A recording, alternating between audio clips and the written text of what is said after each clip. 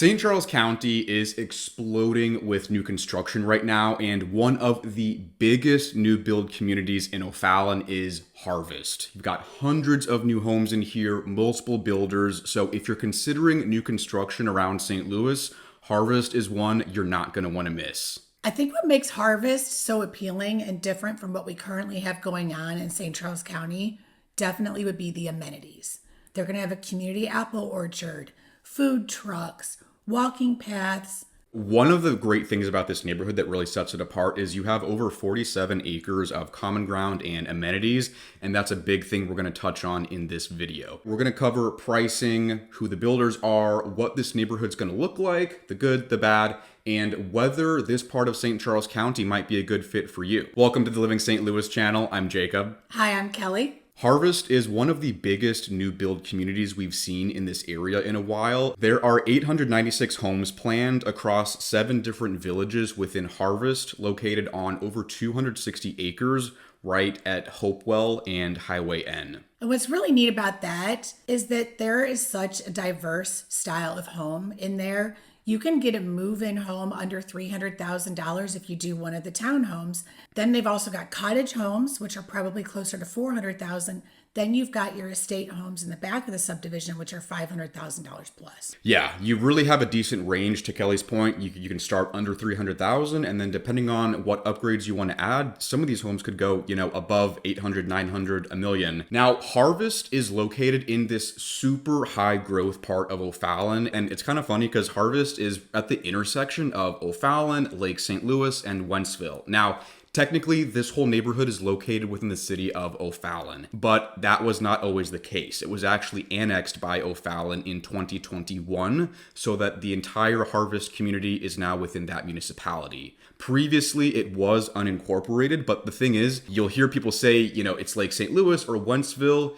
It's technically O'Fallon, but you're in Wentzville Schools. So you do kind of have a little bit of all three of those areas. It is funny because I have a lot of friends that live in this area, and they will literally say, when you ask them where they live, they'll say, I'm in that weird corridor, Lake St. Louis, Wentzville, O'Fallon, and immediately I say, oh, so you're like by the Highway 40, Highway N area, and everybody knows where that is. Yeah, and so that whole corridor from Highway N going west, this is where things are really exploding with growth right now. You have over 1,700 new build homes that are under construction or planned between Harvest and multiple other new communities, all within this strip along Highway N. And not only are there new homes, but there's also new businesses.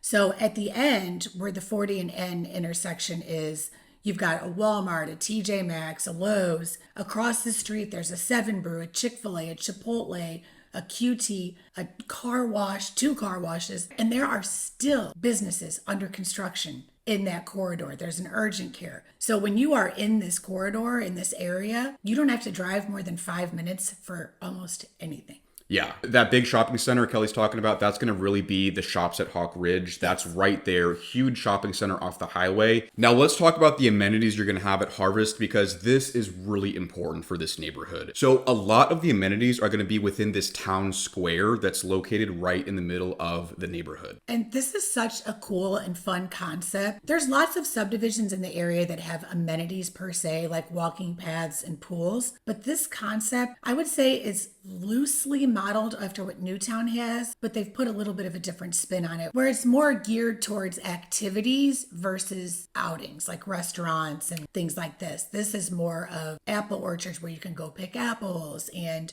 food trucks, and there's a pet park. A lot of focus on outdoor space. So yeah. some of the really big amenities here, you have the community pavilion, but you've also got this whole area for farmers markets and for food trucks. Like Kelly said, you're going to have this orchard. You got community gardens planned. You have a pumpkin patch right there. There's room for pickleball courts and bocce ball. What they're doing is they're giving you a lot of activities that you can do on site. This gives you the ability to walk anywhere you want in your neighborhood and have something really cool and fun to do. Yeah, and so the town square is really front and center in the middle, but then you've got miles of walking trails all throughout the neighborhood. You've got 9 different lakes and ponds. There's 2 dog parks. They don't really have a pool, but they have what they're building as a splash zone. So you've got a splash zone area. You can get in the water. They've got playgrounds, outdoor play space right there. And the other cool thing about that is it helps you build a sense of community and it helps you make friends. So if you're moving into an area where you don't know a lot of people, you can go to the town center, you can go to the splash pad, you can go to the apple orchard, and you can meet other people that might share your interests. So it's going to help you feel like you're part of a community and it's going to help you make friends faster. 100%. I mean, all of these focus around activities and a lot of outdoor space. All of the amenities are under construction right now. So they're hoping to wrap up at the end of 2025. So that hopefully, come spring and summer 2026, all of that outdoor space, the splash pad, the orchards, the gardens, that should all be ready for use when you move into this neighborhood. And so with that being said, you're going to have a little bit of a higher HOA cost in this neighborhood. So the annual fee right now is $750 a year. And that goes towards, maintaining and keeping up with all the common ground, the amenities, all the outdoor space. Which I don't think is terrible if you look at what you're getting in return. That's definitely going to be higher than other neighborhoods where you have a couple $100s a year in HOA fees. But again, like you said, there's other neighborhoods that have amenities, but there's nothing in this area that has as much as what Harvest will have. So another great thing about Harvest in this subdivision is that you are extremely close to the schools. It is in the Wentzville School District and you are fed into the Liberty High School. And that is maybe 5 minutes away. So 896 homes in Harvest, that is a lot. And so there's actually 3 different builders with multiple series that are building those home sites. So first up, you're going to have McBride. McBride offers 3 different types of homes here. First up, you're going to have the townhomes with base pricing from $230,000 to $300,000.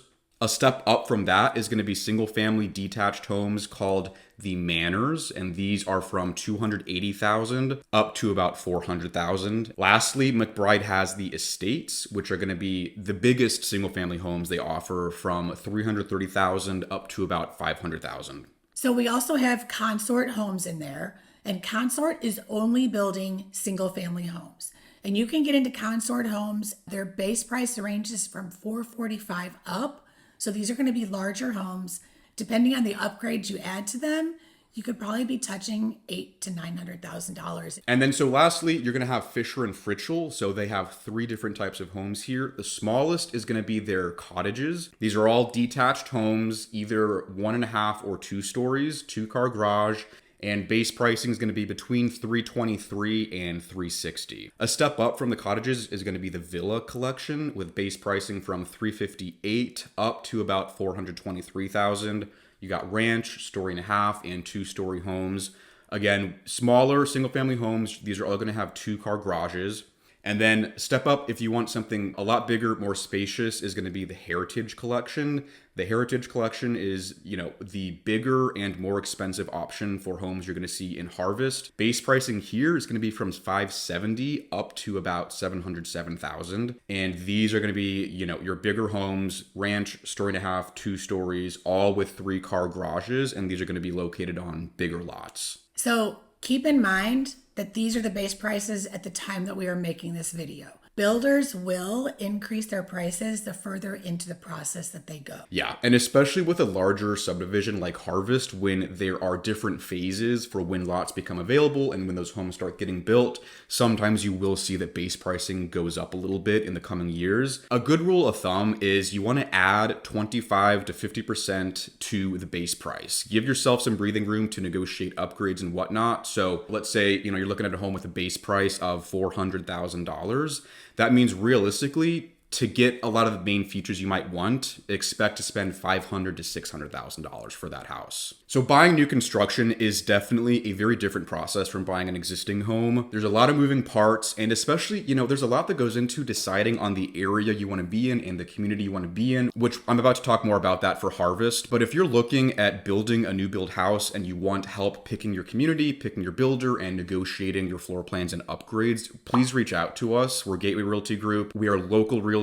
We do a lot of business here in St. Charles County, and especially new construction. That is a big part of what we do, and we love helping you guys who reach out through this YouTube channel. We do have a lot of experience in new construction. We've built many homes in the St. Charles County and St. Louis area. I personally started my career, the first 5 years of my career, I worked for a builder. So I was actually in the business. Now, you got 3 different builders in Harvest, and these are 3 builders that have different processes, different ways of handling things. And what you'll notice is that it really varies by builder as far as how they are to work with, how much wiggle room they give you with customization and changing your features. Every builder is very different. And that is one thing that we can help guide you through, is picking a builder based on the kind of home you want, the kind of features, and then choosing, based on what I want, which builder is going to be the best fit. And that doesn't mean that one builder is better than the other. It just means that a builder builds a specific product to keep their cost where it is, and another builder might build some costs into their product to allow you for some customization. So just because the builder will not allow you to make customizations doesn't mean they're better. It just means their process is different. So you have one neighborhood, 3 builders, and those are 3 very different builders that will give you a different end result and have a different process along the way. Yeah, and you have a lot of different choices. If you just want to be in this community because you want to enjoy the amenities, you can move into a smaller home now and eventually move up to a larger home. Now, one thing with Harvest specifically that is really important when it comes time to choose a lot is if you drive down Hopewell Road, you will notice these huge electrical towers, and that is a permanent power station that is basically right next to the neighborhood. There's actually a permanent easement for the land directly below where these power lines kind of cut across the neighborhood. So they're not going over any houses. They mostly cut through common ground, but there are a bunch of lots that kind of back up directly to this power grid, or they have views of those electrical towers in the backyard. Yeah, and pay attention because a couple of those lots look like they're really nice premium cul-de-sac lots. So you'll want to make sure that you're paying attention to the proximity of those lines and of that easement before you choose a lot. Now, those towers and lines are owned and operated by Central Electric Power Cooperative. It's just worth noting because you are absolutely going to see those towers and those lines if you drive through the neighborhood, or you see the drone videos I'm showing in this video. They're there, they're not going away. So that is something you want to keep in mind before you move into this neighborhood. Yes, it's something to be aware of if you have some concerns about the transmission from the electrical lines. Now let's talk about what you're buying into with the location of Harvest. You're right near the 6440 exit to Highway N. And anytime we talk about an area with high growth, there are going to be growing pains. We have to plan for the increasing population, which often means road expansion. Right now, there is a lot of traffic and congestion on Highway N. There is a $131 million plan to expand Highway N because right now it is only 2 lanes. And what we're realizing is that's not really enough lanes for all of the new traffic on the road and all of these new homes being built. So there is a multi-phase plan to widen Highway N between Lake St. Louis Boulevard and all the way up to Forester and the intersection with Highway Z. This is very exciting for those of us that live out here. I live about 5 minutes from Harvest, so I drive Highway N every single day. And there are schools that feed in and off of Highway N, and there is a lot of congestion, especially during school start times and school let-out times. So it is something to be aware of when you're planning your drives in these areas. But those of us that live in this area, though it's going to be an inconvenience while it's happening, we are very excited that it is happening. Yeah, with this kind of stuff, you really got to look at it from a long-term point of view. Yes, it's not going to be fun when they have the construction on the roads and the lanes getting shifted and maybe some roads shut down. But when it's all said and done, Highway N is going to be a 4-lane highway so that the congestion is not as bad. They are redoing some of the roundabouts and adding traffic signals just to help mitigate the traffic and congestion through there. Yeah, those traffic signals, the extra turn lanes, the extra lanes, those are going to make a huge difference for those of us that travel those roads all the time. So though it might be tricky and a little bit congested in the short term, in the long term, they do have plans to make this significantly better. So there are 3 phases for this expansion in different segments. So the first one is going to be Lake St. Louis Boulevard up to Duello and Hopewell, expanding the road, adding an intersection, And then the next segment's going to be from that intersection with Hopewell and Dwello up to Forester. Now, some of these plans are still being finalized. The third segment is a proposal to extend Buckner Road up to Highway N. So kind of cutting through and continuing past Highway Z all the way to Highway N. So I live in the Highway Z, Highway N area, and they just completed the Highway Z project, which I think they're expanding part of that as well, which we'll touch on in another video. But the Highway Z, Highway N, Highway 40 corridor is just such a fast growing area. And these road projects, they take time to get approved and they take time to get completed.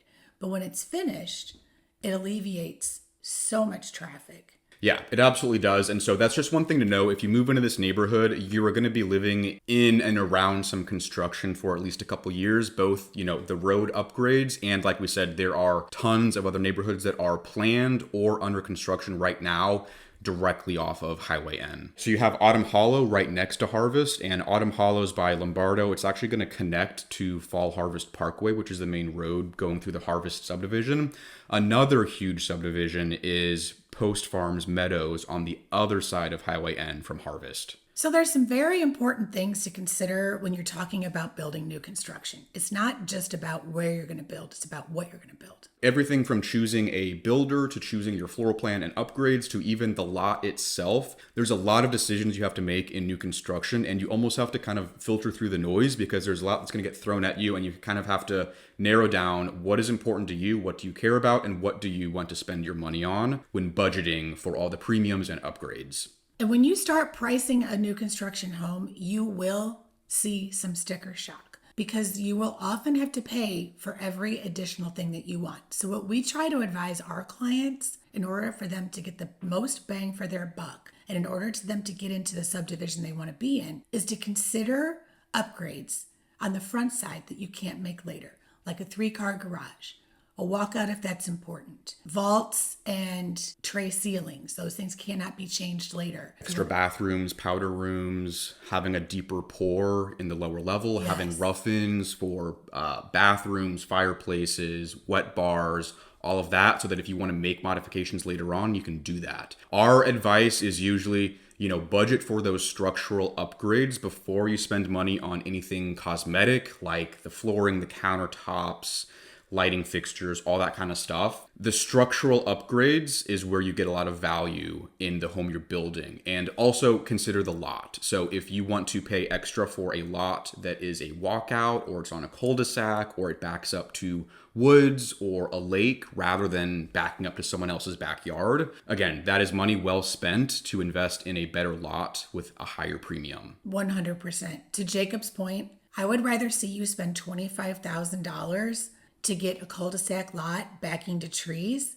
than I would to have you get upgraded flooring. There are a lot of moving parts and a lot of decisions you have to make in new construction, and it's overwhelming. We totally get that. So feel free to go grab our 100-point new construction checklist. The link will be in the description. This is 100 different questions to ask, things to consider, and some of the really, really big structural upgrades we recommend thinking about. Now, not all the items on the checklist will apply to you, but it's good to just point you in the right direction and make sure that you are covering all the important items when you build your house. Yeah, and we tried to make that as all-inclusive as possible so that we could give you the most information so that you can make the best decision. That worksheet is extremely helpful. And I've had buyers print that out, bring that with them to their new construction build process, their consultation with the builder. That is exactly what it's there for. Bring it to the design studio, bring it to the display home to meet with the builder. Use it as much as you can. Another really big thing that is different when you're building a house versus buying existing is the time frame is more of a gray area. We roughly tell people to budget for 9 to 12 months of construction for the house, and keep in mind